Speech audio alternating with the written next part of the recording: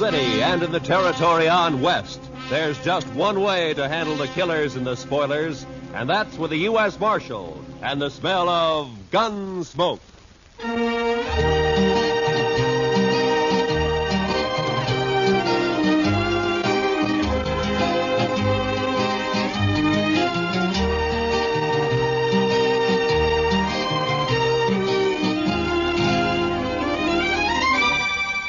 Gunsmoke, starring William Conrad. The story of the violence that moved west with young America. The story of a man who moved with it. Matt Dillon, United States Marshal.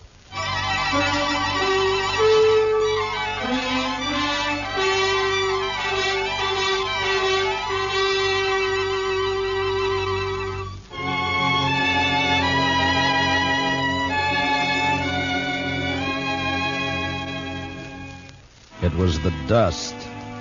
The heat was bad enough in Dodge City, but out on the plain, it was the dust. The sun was a burning red-brown chip in the sky, and the sweat on a man never had a chance to drop. It was blotted and dried with dust. Doc, Chester, and I had ridden to old man Gore's place 10 miles out. He'd had some trouble with one of the hands. Fella had gone loco with liquor and had been shooting up the cattle. We found him, stripped naked nearby on his haunches, crying, drunk over a parched water hole. Doc had got him to bed and fixed him up some. And now we were heading back for Dodge. Darn horse. Seems he's just bound to stomp all the dust in Kansas in my eyes. Maybe the marshal will buy you a camel, Chester. This keeps up, we'll all buy camels. I remember the time back in Waco when I was just Doc, a small... Chester, boy. You see something ahead on the side of the trail there? Yeah, maybe. It looks like some poor calf strayed off and dropped. I don't think so. It looks like a man. Come on.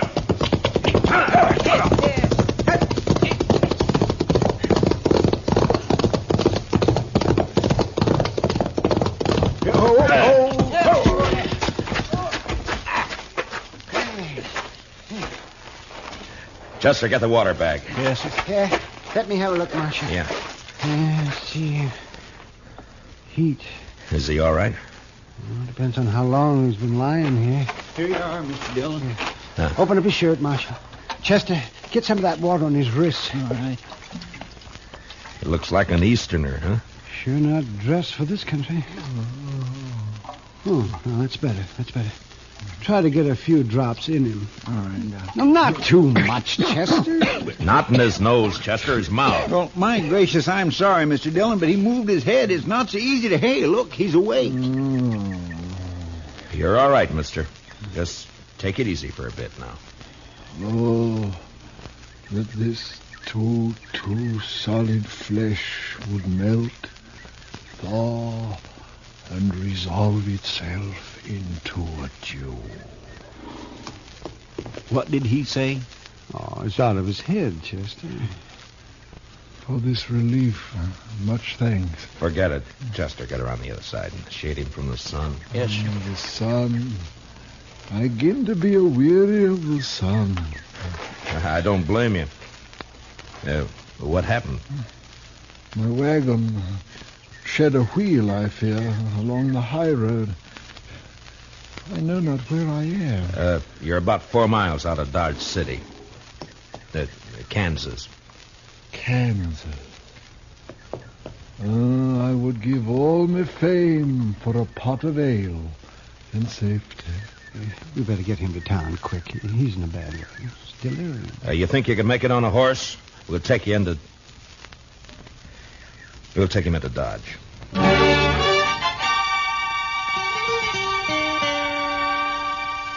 And he passed out again. We tied him across Doc's horse. Doc and I doubled up, and Chester rode behind. The stranger was a tall, skinny man with a face like a friendly mule.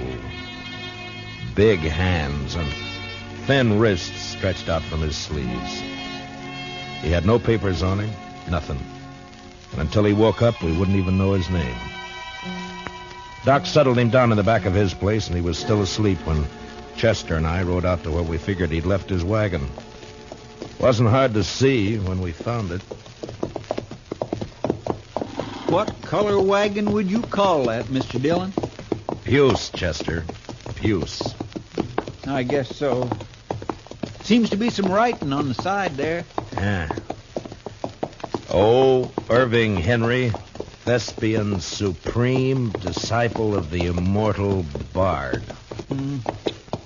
I should have known he was a religious man. He's an actor, Chester, the immortal bard. Shakespeare, William Shakespeare, wrote plays, poems. Hi. But You think he let the horses go, Mr. Dillon? well, I was wondering that. Seems to me he'd have ridden for help instead of trying to walk. Horses couldn't have got out of the harness themselves. Let's take a look at the wheel. I wish we could wait till the sun goes down. It's going to be awful hot work, Mr. Dillon.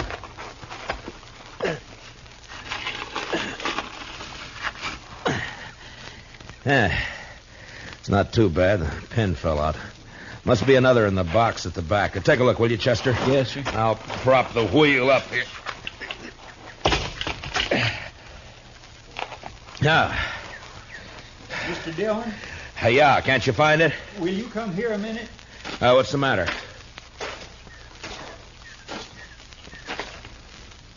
Take a look in there. It took a second or two to get used to the darkness inside the wagon. And then I saw the hand sticking out from behind the trunk. You didn't have to be the doc to know that it was a dead hand. The body was of a man about 40. He was dirty. And in a greasy, torn waistcoat, I found a pocketbook with his name. Sam Matchett. And that was all. Below his left shoulder and his back was a patch of dried blood. And in the middle, a bullet hole. We got the wagon wheel on, hitched up our horses, and drove into Dodge.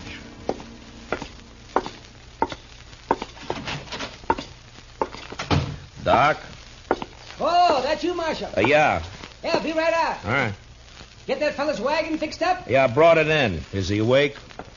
Oh, I haven't looked in the last half hour. I was making coffee. You want some? No, thanks. Oh, it's a funny thing about coffee. When it's hot weather like this, drink it scalded and it makes you feel cooler outside. Look, Doc, I got to see that fellow. I want to ask him a couple of questions. Oh, that's so? I found a dead man in the back of his wagon. You don't say. You better take a look. Chester's bringing him in the side. Oh, sure. You want to go on back? Yeah, thanks, Doc.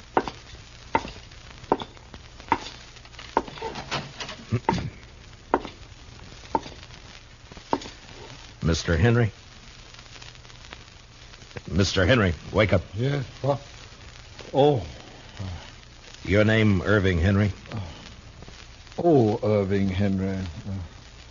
What is this place? Now, you got to listen to me for a minute. We found your wagon. Ah, Did you let the horses go before you sat on your own? of course. I could not let them remain to die. Well, how come you didn't take one to ride? I have a loathing of horses. I cannot bear one under my body.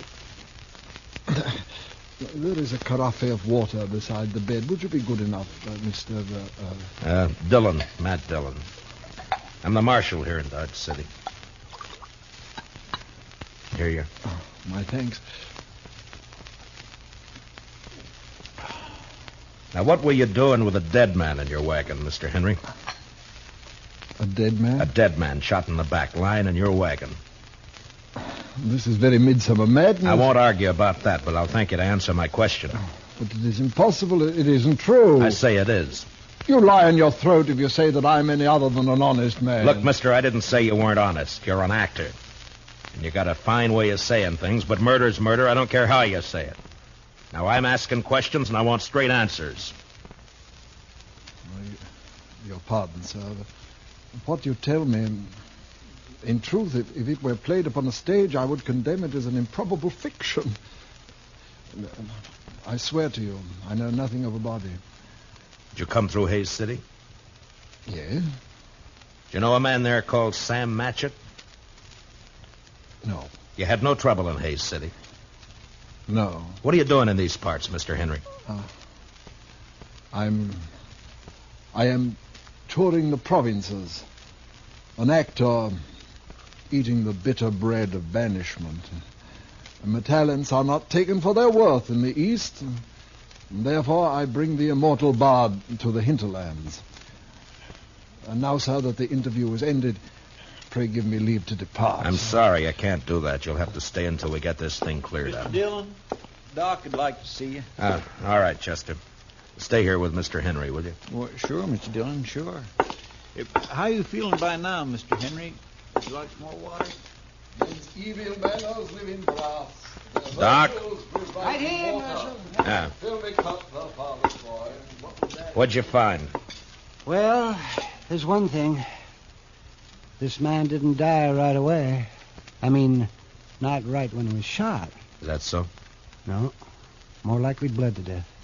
Inside. Uh-huh. You think he might have been able to climb up in the wagon after he was shot? He might. There's another thing. Yeah? You see the way he's dressed? Now, you take a look at that. What the... Help! Come on, Doc. Chester. What's the matter with him? Chester. He took my gun when I was pouring him some water, Mr. Dillon. He must have gone through the window, Marshal. I tried to get it back. It went off. Take care of Chester, Doc. I'm going after him.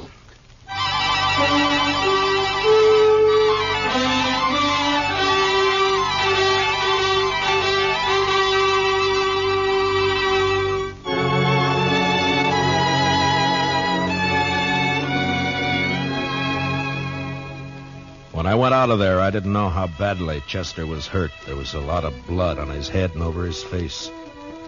It was nearly dark outside, and the street was empty. It was supper time. I could see the women through the windows getting food ready. The kids were inside, too. Sure looked peaceful. But with Henry out with a gun, well, that wasn't a good thing to have running around loose in Dodge.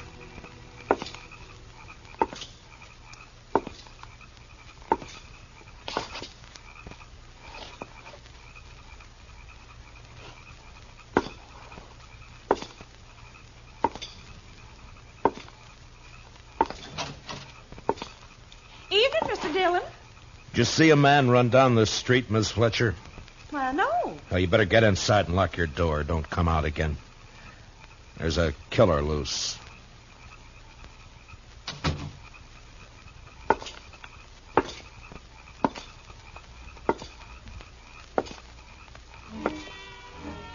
I walked the length of the street, listening, waiting. And when I got to the end, there was nothing.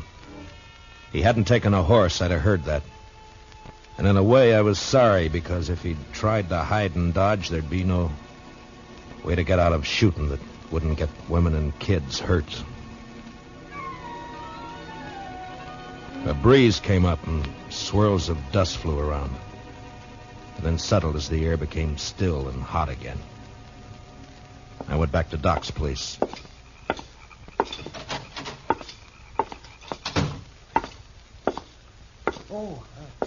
Did you find him, Marshal? No. How's Chester? Oh, I'm fine, Mr. Dillon. Just creased my head. More mess than hurt. Oh, good, Chester. Look, you want to go home or you want to work? I want to work. All right. Go down to the office, get yourself another gun, and round up some men. Many as you can. As long as Henry stays in town, we're in trouble. Now, keep your eyes open. Meet me back here. Yes, sir, Mr. Dillon. Take my gun with you, and if you see him, watch out. All right, now get going. Yes, sir. Now, Doc, I'm going to have to make you a deputy, too. Well, maybe instead of digging out bullets, I'll be putting some in. It's not funny, Doc. Now, come on. All right, we'll start here. I'll take this side, you take the other. Get the men to go through their houses and tell them to look for their horses. Tell them what's happening. But 10 o'clock that night, as far as we could tell, Henry hadn't left town. There were plenty of places for him to hide, though. We had 50 men out searching. Chester and I were working along back of the express office. There were a couple of houses there we hadn't covered. You wouldn't think a man like that'd be a killer, now would you, Mr. Dillon? I never saw a man yet couldn't be, Chester. Depends on your reasons for killing, I guess. Now, let's take a look behind these boxes. Huh?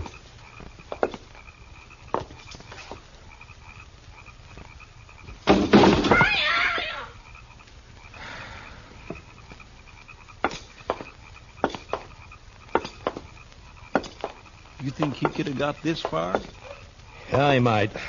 A lot of back streets to sneak around in the dark. That's Miss Cullen's place there, isn't it? Yes, sir. Looks like she's still awake. Light burning back there. Yeah.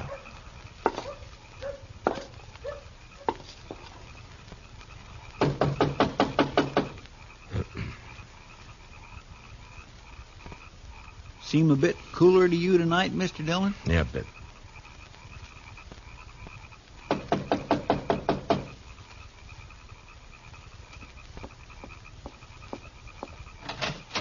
Oh, evening, Miss Cullen. I'm sorry to get you up, but we're looking for a man, a stranger around. He's tall, thin.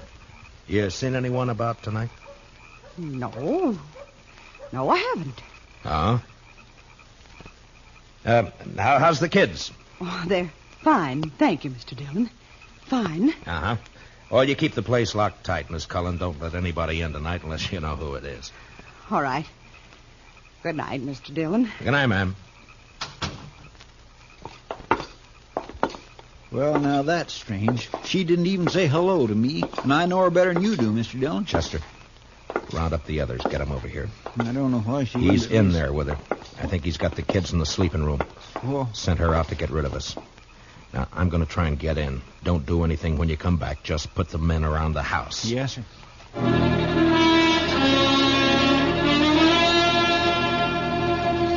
I'd seen Miss Cullen make a move with her head, and her eyes said the rest. When I told her to lock up, I shook my head, and I hoped she understood. I wanted that front door to stay open.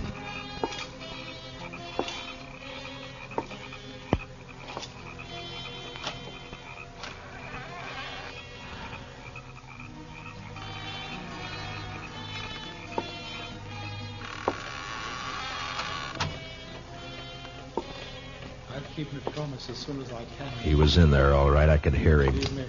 I wanted him alive, but I wasn't going to risk hurt to Miss Cullen or the kids getting him. Please.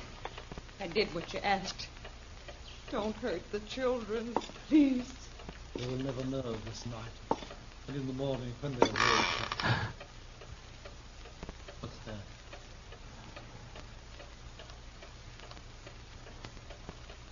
You said you locked the door after you. No, don't. Don't. I shall keep the pistol turned to the girl's head, madam. Someone is here. They try to take me.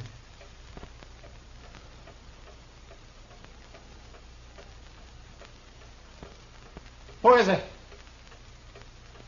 Who?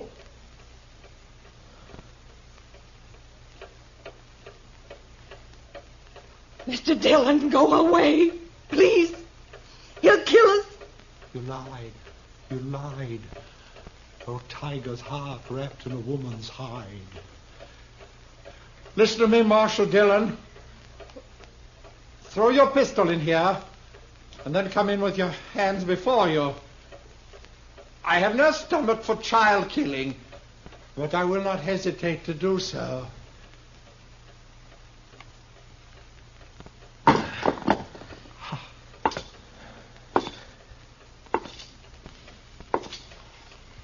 Now, give me the gun, Henry.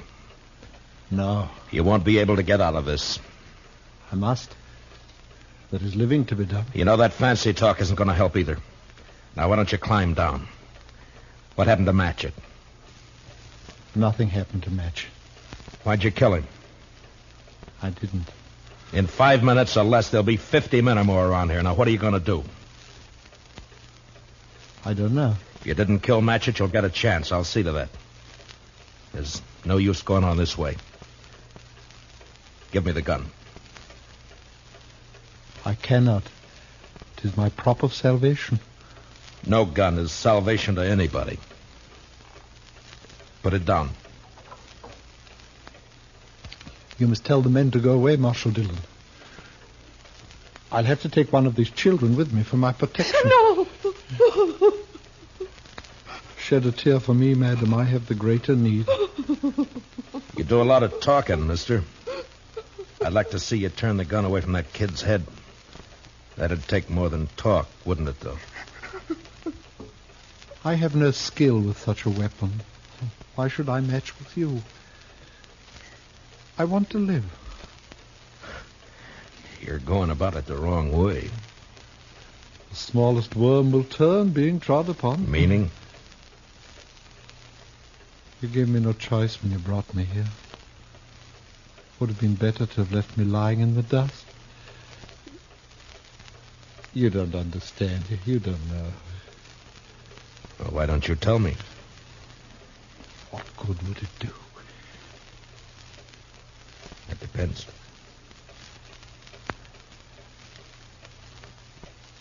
My life has been the theater. As a boy, I was a student of Shakespeare. I would look at me. Who would accept this face for Hamlet? This ill-shaped body for Romeo? His speech has become my speech, but the fools only look. They cannot listen for laughing. There have been ugly men before you. It hasn't been cause for murder. Why'd you kill Matchett? In New York, there was a man, a gross, stupid man who fancied himself an interpreter of the bard. He took me, as his apprentice. And together we set out for the tour. I would play only the voices. Never Richard, never Henry, never Lear, only the voices.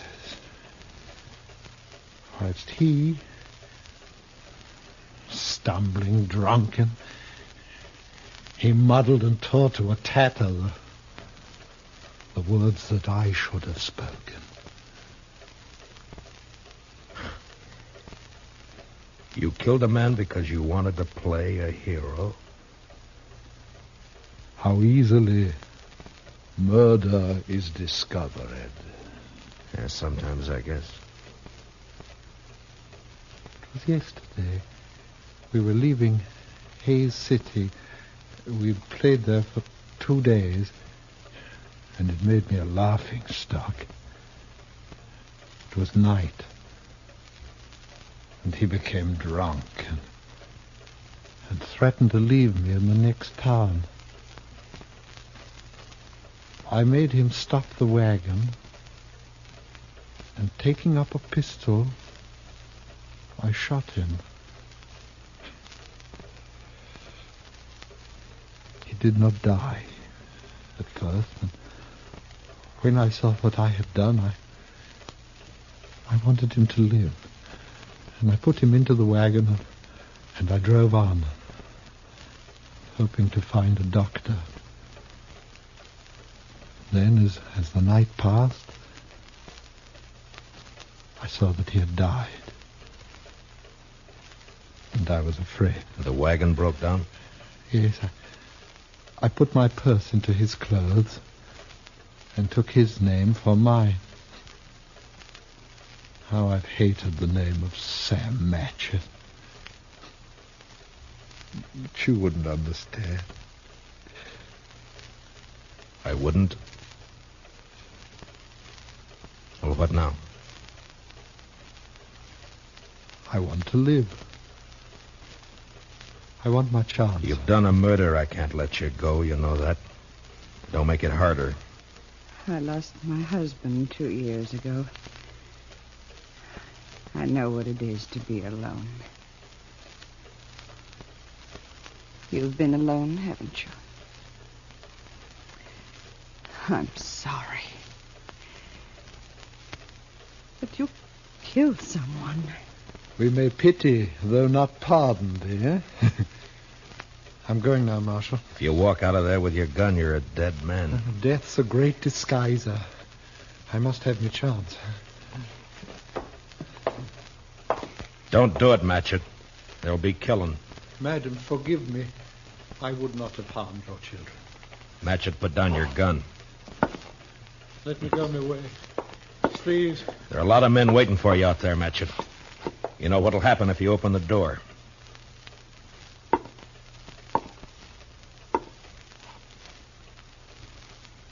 Don't do it, Matchett.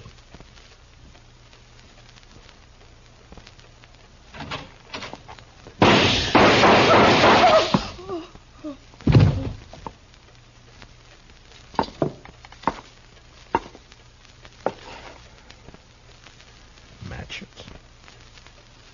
To sleep. Perchance to dream. Aye, there's the rub. For in that sleep of death, what dreams may come.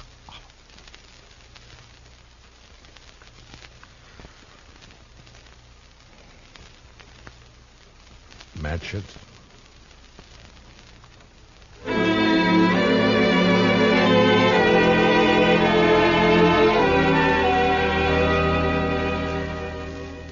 He knew he was going to die. The minute he opened that door, he knew it. And maybe he wanted to, because he fired first, a single shot. We buried him in back of the church, and I found some words in a book to put on his grave. He that dies pays all debts.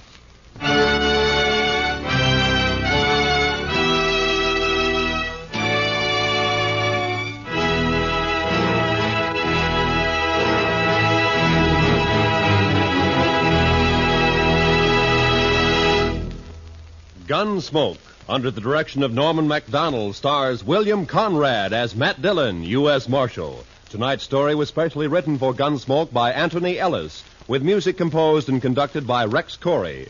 Hans Conried was featured as Henry, with Mary Lansing as Mrs. Cullen. Parley Bear as Chester, and Howard McNear as Duck. Join us again next week as Matt Dillon, U.S. Marshal, fights to bring law and order out of the wild violence of the West in Gunsmoke.